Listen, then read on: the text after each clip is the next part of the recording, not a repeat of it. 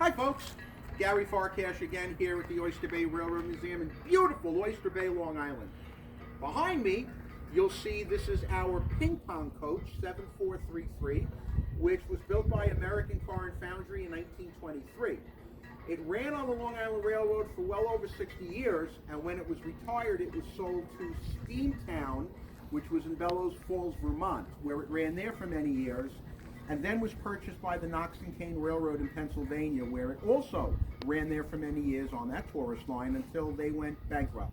At which point we bought this car from the scrapper it was spearheaded by Roger Hahn, who got it, and we got it up here into Oyster Bay at our yard. So currently you'll notice that we have at the top, it's quite rusty, and you'll see quite a few of the holes at the roof line, but on the bottom you'll notice it's primed. We've been working on this, and we're working from the bottom up in order to get this car restored. Over here under one of the windows, you'll notice that we have flaps. The reason we have these flaps is because there was a lot of rust that had gotten underneath there, and the only way to get that rust out and properly prepare the car was to cut it, clean everything out from underneath it. We'll be pushing these all back into place and welding them in place and then finishing up the body work. The car is 54 feet long. It's a trailer, P-54. So as we go down, you'll notice there are no windows.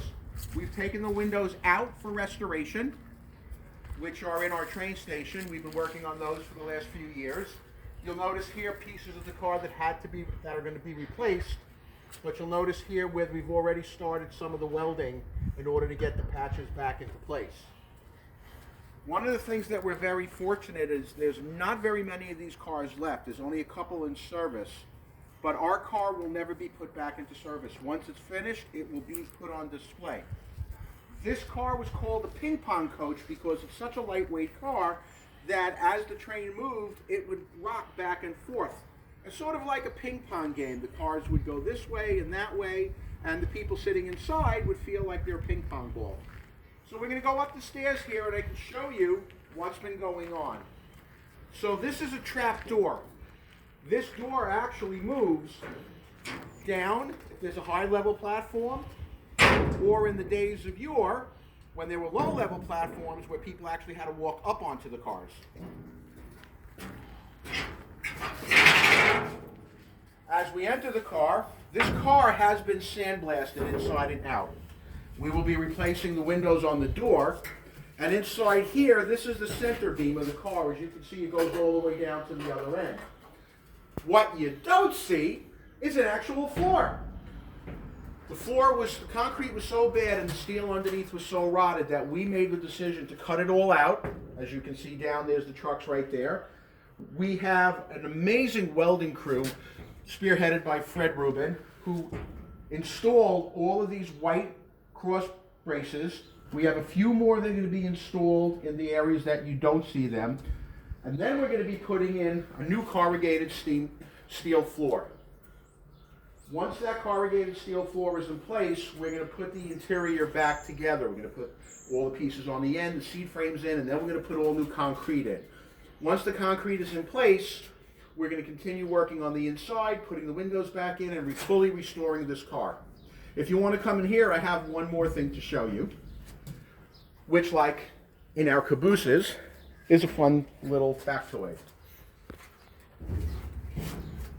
In this little room here is our bathroom. And you can see we have a toilet. You'll notice all the framing of the steel on the floor. This is very, very strong.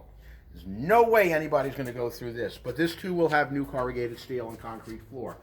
We have a lot of the interior pieces that'll go back in. We have signs, we have hangers, we have all the original bullet lights that go in here. We even have ceiling fans that go in here in the center section along the roof line on these 5 pieces right here on the roof. They will not operate, but we have them. This will be a classic example of an antique Long Island Railroad passenger coach. So keep following us on Facebook, keep following us on our website. We hope to see you soon as this COVID-19 pandemic is over. Thank you very much.